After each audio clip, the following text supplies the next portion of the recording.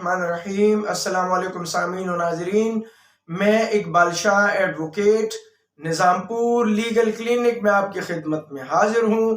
Class number 231 यानी 231 में एक नए टॉपिक के साथ। और आज का जो टॉपिक है वो भी एक बहुत ही बर्निंग इशू है, आजकल बहुत ही ज़्यादा डिस्कस किया जाता है और ज़ेर बहस है, और वो है जेंडर लॉ के हवाले से कि क्या इसमें राइट ऑफ इनहेरिटेंस भी दिया गया है, यानी क्रॉस जेंडर को जो है वो हक वरासत भी दिया गया है।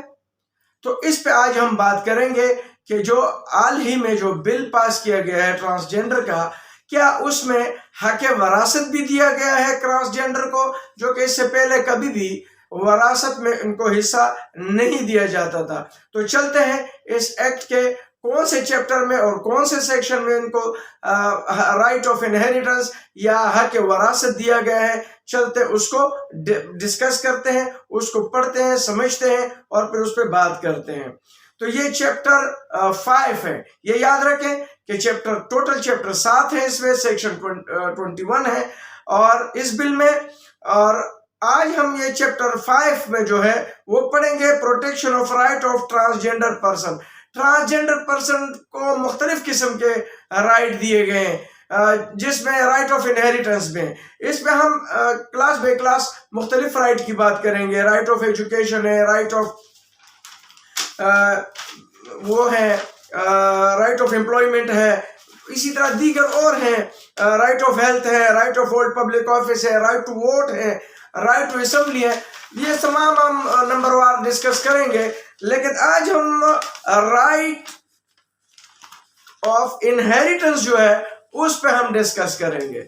और राइट ऑफ इनहेरिटेंस चूंकि इसलिए मैंने पहले लिया कि ये ऐसा हक है जो इससे पहले कभी भी ट्रांसजेंडर को नहीं दिया गया था। तो ये किस तरीके से दिया गया है, चलते हैं इसको पढ़ते हैं।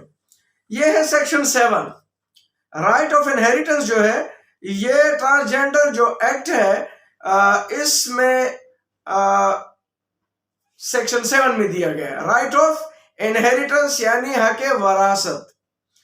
इसका सब सेक्शन 1 है, there shall be no discrimination against transgender person in acquiring the rightful share of property as prescribed under the law of inheritance। ये जो इनहेरिटेंस का कानून है या वरासत का जो कानून है, इसमें किसी भी किस्म का इम्तियाज जो है वो ट्रांसजेंडर के साथ नहीं बरता जाएगा, ठीक है। और इसका दूसरा सेक्शन जो है सब सेक्शन 7 का जो सब सेक्शन 2 है, the share of transgender persons shall be determined as per the gender declared on CNIC in accordance with the law of inheritance in Pakistan। Pakistan की जो हक वरासत का जो कानून है उसमें इनके ट्रांसजेंडर पर्सन का जो है उनका जो हक है, जो वरासत का हक है, वो इस तरह मुतय्यन किया जाएगा जिस तरह शनाख्ती कार्ड में उसका जेंडर जो है वो डिक्लेयर किया गया है। वो किस तरह, the share of inheritance for transgender person shall be as follow. वो इस तरह होगा, फॉर ट्रांसजेंडर मेल, अगर ये ट्रांसजेंडर मेल है, अपने आप को मेल परसीव करता है, the share of inheritance will be that of man, उसको मर्दों का हक वरासत मिलेगा। और for transgender female the share of inheritance will be that of women. और अगर ट्रांसजेंडर अपने आप को खातून यानी औरत तस्वर करता है तो उसको औरत का हक वरासत मिलेगा। इसी तरीके से इसका क्लास 3 है, for person who has both male and female or ambiguous character, ऐसा हो जिसमें औरत और मर्दों के दोनों खासियत पाए जाते हैं और एम्बिगुअस कैरेक्टर हो, तो such as their state is difficult to determine upon birth following shall apply। तो इस पे इस तरीके से अप्लाई किया जाएगा। upon reaching the age of 18 years, जब वो 18 साल तक पहुंच जाता है, if the person self perceived gender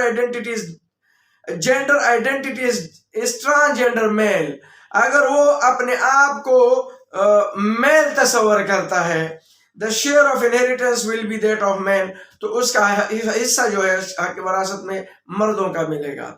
upon reaching the age of 18 years, if the person still perceive gender identity is transgender female, और अगर वो 18 साल के बाद अपने आप को फीमेल यानी दोशीज़ा या औरत जो है वो फील कर रही है, परसीव कर रही है, समझती है, the share of inheritance will be that of women, तो उसको हक वरासत में औरतों का हिस्सा दिया जाएगा।